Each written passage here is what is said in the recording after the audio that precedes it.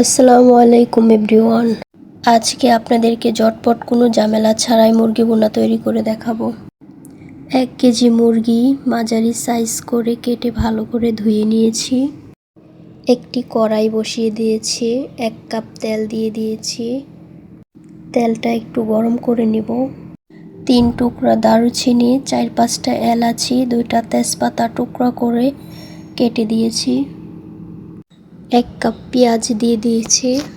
পেঁয়াজটা নেড়ে ছেড়ে হালকা বাদামি করে নেব, একদম বেশি লাল করব না। 3-4 মিনিটের মতো ভেজে নেব।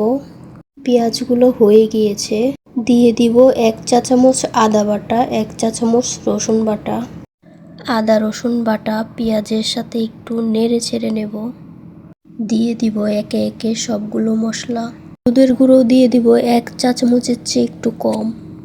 ধনিয়ার গুঁড়া দিব 1 চা চামচ, জিরার গুঁড়া দিব 1 চা চামচ, স্বাদ মতো মরিচের গুঁড়ো আপনাদের পরিমাণ মতো দিবেন। জাল বেশি খেলে বেশি মরিচ দিবেন, কম খেলে কম দিবেন। তারপর অল্প একটু পানি দিয়ে কষিয়ে নেব। মশলাগুলো দেওয়ার পর বেশি সময় অপেক্ষা না করে পানি দিয়ে দিবেন, নয়তো মশলাগুলো পুড়ে গেলে টেস্ট নষ্ট হয়ে যাবে।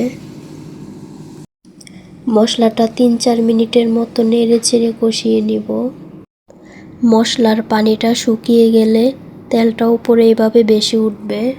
দেখুন কালারটা অসম্ভব সুন্দর হয়েছে। কেটে রাখা মুরগি দিয়ে দিব, ভালো করে নেড়ে চেড়ে 4-5 মিনিট অপেক্ষা করব। মুরগি তো সবাই কম বেশি রান্না করেন। ব্রয়লার মুরগি এক একজন এক এক রকম করে রান্না করে। অনেকে মুরগিটা ভেজেও রান্না করে, আর এভাবেও রান্না করে। এভাবে কোনো ঝামেলা থাকে না, ঝটপট রান্না করা যায়। মুরগি ভেজে রান্না করলে অনেকটাই সময় লাগে, আবার অনেকে ব্রয়লার মুরগি খেতে চায় না, কিন্তু এভাবে ভালো করে কষিয়ে রান্না করলে অনেকটাই মজার হয়। মুরগিটা কষানো হয়ে গিয়েছে, 3 কাপের মতো পানি দিয়ে দিয়েছি, দিয়ে ঢেকে দেব প্রায় 10-12 মিনিটের মতো। ব্রয়লার মুরগি বেশি সময় লাগে না, তাড়াতাড়ি সিদ্ধ হয়ে যায়। মাংসটা রান্না হতে 15-20 মিনিটেই হয়ে যায়, কিন্তু আমি এই রান্নাটাকে স্লো আঁচে রান্না করব।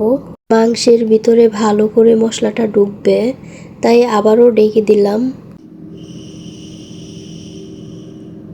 প্রায় 25 মিনিট পর ঢাকনাটা খুলে আবারও দেখলাম প্রায় পানিটা অনেকটাই শুকিয়ে এসেছে। আর 5-7 মিনিট রান্না করব। আমার রান্না হয়ে গিয়েছে। ব্রয়লার মুরগিতে গা মাখা ঝোলটাই ভালো লাগে, আমিও ওইভাবেই রান্না করেছি। যদিও আমি পেঁয়াজ বাটা ব্যবহার করিনি, তারপরেও ঝোলটা বেশ ঘন হয়েছে। ভিডিওটি যদি আপনার কাছে একটু ভালো লেগে থাকে অবশ্যই একটি লাইক করে দিবেন।